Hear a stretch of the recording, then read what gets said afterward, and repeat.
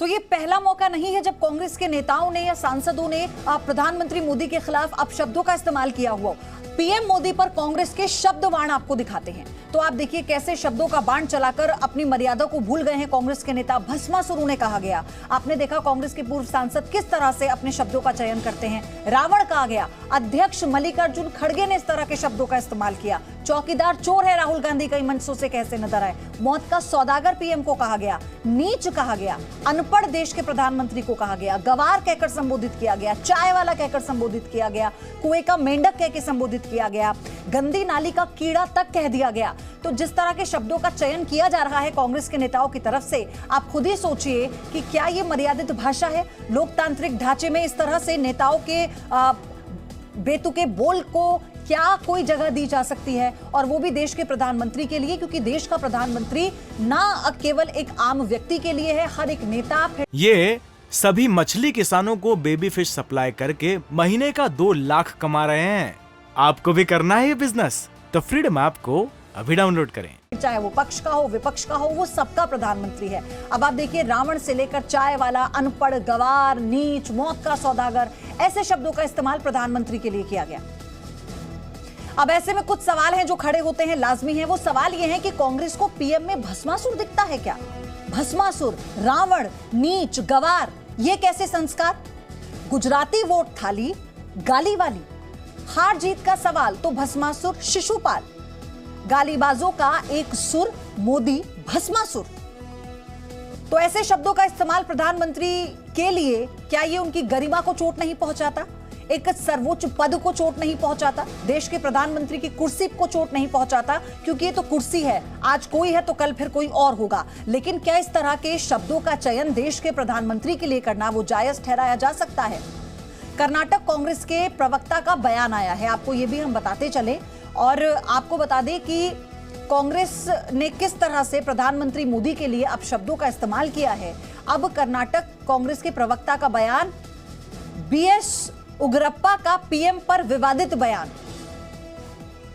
PM Modi की तुलना भस्मासुर से की,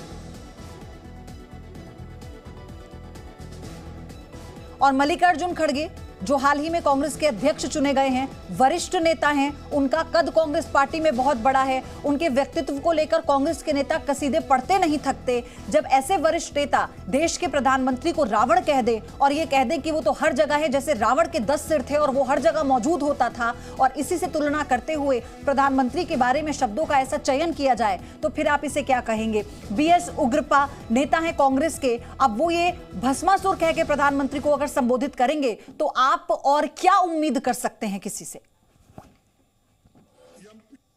हर वक्त अपनी बात करते हैं।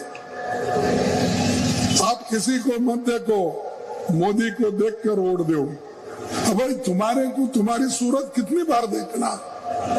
कारपोरेशन में भी तुम्हारी सूरत देखना,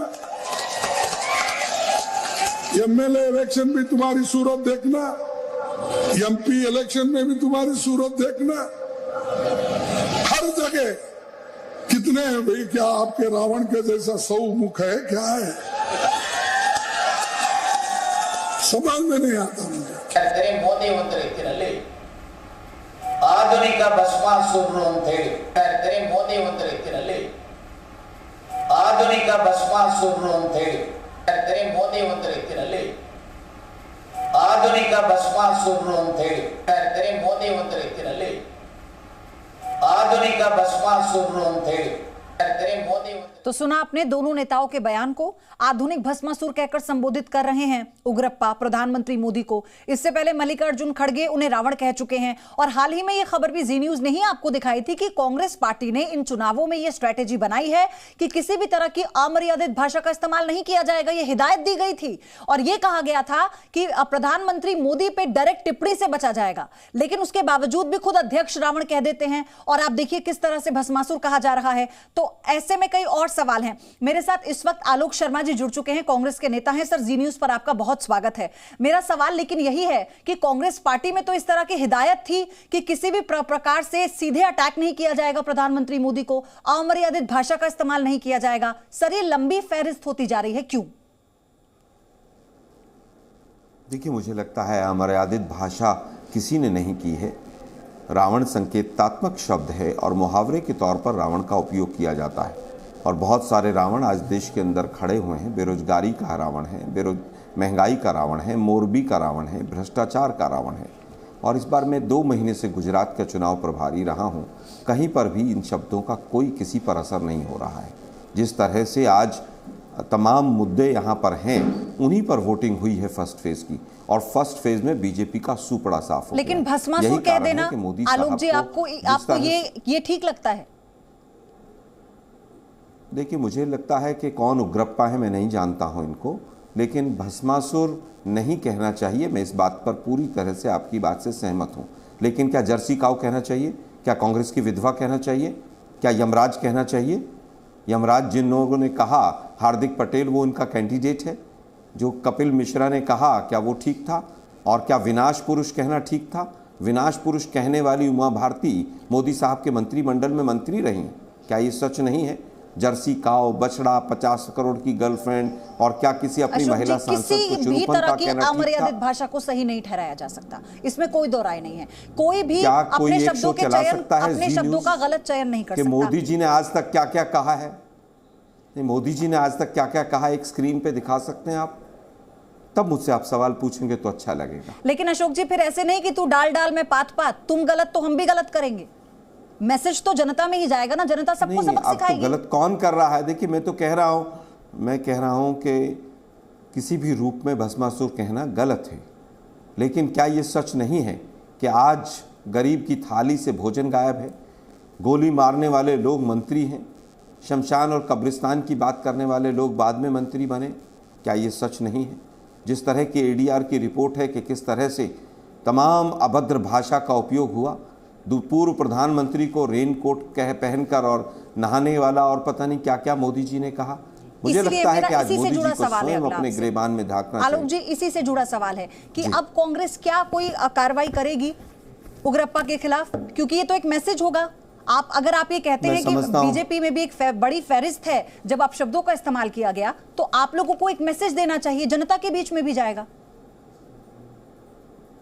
देखिए, मुझे लगता है कि जिन लोगों ने कहा कि 80,000 रुपए का मशरूम खा के मोदी जी गोरे हुए हैं, वो उनके कैंडिडेट हैं। एक सवाल जी न्यूज़ उनसे भी पूछे कि इस तरह के कैंडिडेट्स के ऊपर कब एक्शन होगा। दिल्ली की विधानसभा में कहा गया कि मोदी जी ने किसी लड़की का पीछा करके और उसकी स्नूप गेट किया था, उसके ऊपर उसकी जांच कराई थी, उससे एक बार माफ़ी मंगवा लें आप लोग। फिर भी मैं कहूँगा भस्मासुर कहना गलत था, लेकिन गुजरात की जनता इस बार मन बना चुकी है। तमाम मीडिया का एजेंडा इस बार कोई नहीं चल रहा है, इसीलिए मोदी जी भी रोज़ रोज़ गोल पोस्ट बदल रहे हैं। किस तरह से यहाँ पर अर्बन नक्सल को ढूंढने आए थे और कहाँ पहुँच गए। हालत यह है कि कल अमित शाह जी को अपना रोड शो बीच में ही छोड़कर बंद करना पड़ा। गुजरात की जनता इस बार कह रही है महंगाई की बात करो, रोड शो से अगर गैस का सिलेंडर सस्ता होता है तो बताइए हमें। मोरबी के अभी तक मुआवजा नहीं मिला है, 125 से ज़्यादा लोग मर गए, उनके परिवार को राज्य सरकार ने अभी तक मुआवजा नहीं दिया। तो विपक्ष के नाते आप लोग तो कह रहे हैं, भूपेश बघेल ने भी इस बात का जिक्र किया आलोक जी, कि हम तो इन्हीं मुद्दों को उठा रहे हैं, तो जनता तो खैर जनता अपना जवाब दे देगी मतदान के जरिए। लेकिन आपने कहा ना कि सबके सुर बदल रहे हैं, वो तो फिर कांग्रेस पार्टी के भी बदले, श्री राम से सिया राम पर आ गए राहुल गांधी, तो फिर सवाल तो पूछे जाएंगे। देखिए 1984 से पहले श्री राम शब्द या जय श्री राम पूरे हिंदी साहित्य में कहीं नहीं मिलता है। जय श्री राम रामचरितमानस में भी नहीं मिलता है तुलसी की। उनसे बड़े कोई राम भक्त है क्या? ये जय श्री राम करके सीता माँ का अपमान है कि सीता माँ को अलग कर दें आप। ये बीजेपी ने कुकृत्य किया है और वो यहाँ पर नहीं है माननीय राहुल गांधी जी।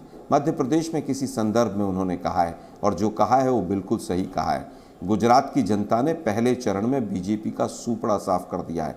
ट्राइबल एरियाज़ में, शहरी इलाकों में बीजेपी हाफ हो गई है। ट्राइबल एरियाज़ में, ग्रामीण इलाकों में फार्मर्स ने पूरी तरह से बीजेपी को ये तो अच्छी बात है आलोक जी आपके लिए। अगर आप इतना कॉन्फिडेंट है तो ठीक है, नतीजे बता देंगे वो अपनी अपनी, अभी हमें थोड़ा इंतजार करना होगा, हम इस तरह का कोई भी जजमेंट नहीं दे सकते। लेकिन मेरा सवाल ये है आपसे कि फिर आज अब सीता माता की याद कांग्रेस पार्टी को आई है। चलिए मान लीजिए कि अगर श्री राम का कहीं जिक्र नहीं है किसी भी उसमें, कि बिना सिया के राम का नाम नहीं लिया जाता, तो फिर कांग्रेस इसको पहले ले लेती, कांग्रेस अपना लेती इसको। किसने मना किया था? नहीं, मुझे लगता है अभी तक बीजेपी ने और जी न्यूज़ ने ही ठेका ले रखा था। कांग्रेस ने तो कभी भगवान का नाम, प्रभु राम का नाम लिया ही नहीं। कैसे सवाल पूछते हैं आप लोग भी? जी, आप लोग सोचते भी नहीं क्या पूछ रहे हैं हम लोग। और कोई विषय है तो बताएं आप मुझे। बहुत बहुत धन्यवाद आपका। लेकिन ये तो आलोक जी, ये तो सवाल से भागने वाली बात हुई ना। मैं तो आपसे इतनी सरलता से सवाल पूछ रही हूँ। मैंने सिर्फ इतना कहा कि अगर सवाल से भाग नहीं रहा हूं मैं आपसे बस यही अरे कह रही भाई, हम भाग नहीं रहे हैं। मैं आपसे यही कह रही हूँ सर। हमने तो आपको, मैं केवल ये बताना चाहता हूं, आप मीडिया से जुड़ी हुई हैं, केवल ये बताना चाहता हूं कि जो रामायण सीरियल था उसका इनॉग्रेशन राजीव गांधी जी ने किया था, भारत रत्न राजीव गांधी जी ने। लेकिन मीडिया के साथियों को शायद अब भाजपा से आगे कुछ पता ही नहीं। बहुत बहुत धन्यवाद। लेकिन मैं मीडिया से हूं तो मैं तो अपना कर्तव्य निभा रही हूं। आपके जवाब दिए जनता के प्रति है सर, आप जवाब दीजिए, क्योंकि सियाराम का जिक्र तो राहुल गांधी ने किया ना। पूरा देश देख रहा है। देखिए, ये तो आलोक जी बहुत आसान है, ये बहुत आसान हो गया है। अच्छा, मुझे एक बात बताइए सर। हमने अभी परसों एम्बुलेंस का पर्दाफाश किया था सर, कि एम्बुलेंस कहां से आई। आलोक जी, मैं सर कह के आपसे आज तक पर मैंने शो में पहले ही कहा था कि आज के रोड शो में एम्बुलेंस नहीं आएगी। मुझे आपसे एक बात, कल नहीं आई एम्बुलेंस। मुझे आपसे एक बात जाननी है। मेरा नाम पयोधी शशि है। आलोक जी, मेरा नाम पयोधी शशि है। हम पिछले लगभग 7 मिनट से बातचीत कर रहे हैं। क्या मैंने कभी भी आपको आपकी बात में रोका? मैं ये इसलिए कह रही हूं क्योंकि आप बार बार सवाल मीडिया पर उठाते हैं। मैंने सवाल किया, आपको पूरा मौका दिया, आप जवाब दे रहे थे। लेकिन अगर मैं कोई क्रॉस क्वेश्चन करूंगी सर, तो वो भी तो आपको जवाब देना होगा। शशि जी एक मिनट। शशि जी, मैं केवल ये कह रहा हूं कि अगर आप साइड में जो बीजेपी के लीडर्स ने मोदी जी के लिए कहा है उसको भी चला देते तो मैं आपकी निष्पक्षता पर प्रश्न चिन्ह नहीं लगाता। आपकी निष्पक्षता पर प्रश्न चिन्ह लगाने का मेरे पास भरपूर आधार है। मैं इसलिए आपके ऊपर प्रश्न चिन्ह लगा रहा हूं। आलोक जी, मैं सीधा आपका सवाल लेती हूं। कहा वो मंत्रिमंडल में, केंद्रीय मंत्रिमंडल में चले गए। सवाल ले रही हूं। मेरे साथ बीजेपी से राजीव जेटली जुड़ गए। चैलेंज करता हूं अब। नहीं, राजीव जी नहीं, मैं केवल जी न्यूज से को चैलेंज करता हूं कि 3 स्टेटमेंट चला दीजिए। कपिल मिश्रा की, हार्दिक पटेल ने यमराज कहा, वो चला दीजिए, और अल्पेश ठाकुर ने कहा कि 75,000 वो जी न्यूज ने इस स्टेटमेंट को चलाया था। मैं आपको इसका लिंक जी न्यूज चला दे। आलोक जी, मैं इसका लिंक आपको मैं मान जाऊंगा कि आप निष्पक्ष हैं। कहा गया था, जिस वक्त ये कहा गया था, जी न्यूज ने इस खबर को भी प्रमुखता से चलाया था। अभी भस्मासुर कहा गया तो हम इस खबर को प्रमुखता से चला रहे हैं। 2002 और 2007 की स्टेटमेंट आप कांग्रेस की चलाते हैं, तो आप हिम्मत रखिए फिर। आलोक जी, आपने जो विजुअल्स ट्वीट किए थे वो भी हम ही जी न्यूज पर चलाए थे। मैं सारे लिंक आपको दूंगा। मुझे समय दिया उसका बहुत बहुत धन्यवाद। आलोक जी, आप बात गलत ले गए। आप अपनी बात रखकर तड़ी पार कर चुकी है। आलोक जी, सारे लिंक आपको भिजवाऊंगी। गुजरात की जनता, सारे लिंक आपको भिजवाऊंगी। गुजरात की जनता ने बीजेपी को इस बार गुजरात से तड़ी पार कर दिया। ये तो आपके लिए अच्छी बात है ना। आप कह रहे हैं, आप इस बात का दावा कर रहे हैं। 63 सीटें आ रही हैं। आलोक जी, मेरी बहुत शुभकामनाएं हैं आपको, उन तमाम पार्टियों को जो ये दावा करती हैं। वो पूछ रही, गुजरात की जनता पूछ रही है, वो जयसुख पटेल कहां भाग गया? एफआईआर में नाम नतीजे जब आएंगे आलोक जी, हम बैठेंगे ना चर्चा पे। नहीं मिला। आलोक जी, हाई कोर्ट फटकार लगा रही है। नतीजे आएंगे, हम बैठेंगे चर्चा पे। जंजाल में नोएडा का मीडिया इन शब्दों के जंजाल में ना फंसाए। मुख्य मुद्दों पर बात करें। रोड शो फ्लॉप हो रहे हैं, अमित शाह जी को रोड शो बीच में छोड़ना पड़ा। इन मुद्दों पर बात करें। बहुत अच्छी बात है। बतौर विपक्ष अगर आप इन मुद्दों को उठा पा रहे हैं और जनता आपको वोट करेगी तो ये तो अच्छी बात है ना आलोक जी। इसमें इतनी परेशान होने वाली कोई बात नहीं है। पिछले 8 मिनट से आप बोले और आप मीडिया पर सवाल उठा रहे हैं। कौन परेशान हो रहा है? मैं तो आप पिछले 8 मिनट से आपकी बातों को सुना जा रहा है आलोक जी। इतने विनम्रता से मैं आपसे सवाल कर रही हूँ। मैंने आपको आधार के बाद कहा शशि जी, मैंने बहुत विनम्रता से आपको कहा आलोक जी, आप इतने वरिष्ठ नेता हैं, कई बार आपसे चर्चा होती रहती है आलोक जी। एजेंडा नहीं चल रहे। मैंने वही कहा ना, पिछले 8 मिनट से आप बोल रहे हैं, मैं इतने विनम्रता से सवाल पूछ रही हूं। नोएडा के कुछ मीडिया चैनल्स का एजेंडा नहीं चल रहा है। गुजरात की बात कर रहे हैं, उस पर मैं शुभकामनाएं दे रही हूँ। मैं भस्मासुर पर आती हूँ तो आप पुराने स्टेटमेंट गिनवाने लगते हैं। तो मैं आपको वो लिंक भी भेजूंगी। I promise. केवल ये कहना चाहूंगा, बुलेटिन के बाद स्क्रीन पर दिखाया था कि वो सारे आज के स्टेटमेंट थे, वो भी पुराने थे। इस बुलेटिन के बाद मैं आपको सारे लिंक भेजूंगी। आपके बयान भी चलाए हैं वो भी भेजूंगी। बात इस वक्त मौजूदा बयान की है। अच्छा, मैं एक बार फिर से सुनवाती हूँ विनोद। मुझे तो पता है कि उमा भारती जी ने विनाश पुरुष कहा था, लेकिन किसी मीडिया चैनल की हिम्मत नहीं। सुनिए। गुजरात की सरकार चलाने वाले झूठे बेईमानी डर और मौत के सौदागर ऐसे तत्वों को आप कभी कामयाब नहीं होने देंगे जो जहर की खेती करते हैं। आदमी बहुत नीच किस्म का आदमी है, इसमें कोई सभ्यता नहीं है। चौकीदार जैसे भी कहना है आप चौकीदार बोलो, दूसरे साइड से पता लगेगा चोर है। आप मुझसे पूछते हो तो मैं तो कहूंगा कि ये नरेंद्र मोदी की औकात बताएगा। हर जगह कितने क्या आपके रावण के लेकर खौफ है क्या?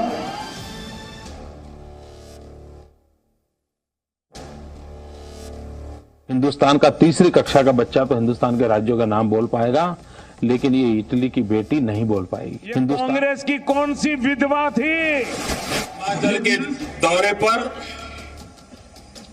मनमोहन सिंह जी आए थे। देश को किसी के भी हाथों में डाल देना और नाइट वॉच की परंपरा चलाना, ये उन्होंने चालू किया। क्या ऐसा खूनी पंजा फिर से चाहिए आपको? बाथरूम में रेनकोट पहन करके नहाना। ये देखिए, क्या आलोक शर्मा जी हमारे साथ जुड़े हैं? नहीं जुड़े हैं। अब से थोड़ी देर पहले जुड़े थे और जी न्यूज पर बैठकर वो ये चैलेंज कर रहे थे कि आप कोई 2 बयान सुनवा दीजिए बीजेपी के, जो कांग्रेस अध्यक्ष के लिए यानी पूर्व अध्यक्ष सोनिया गांधी के लिए, राहुल गांधी के लिए बोले गए थे। ये आज ही नहीं चलाया।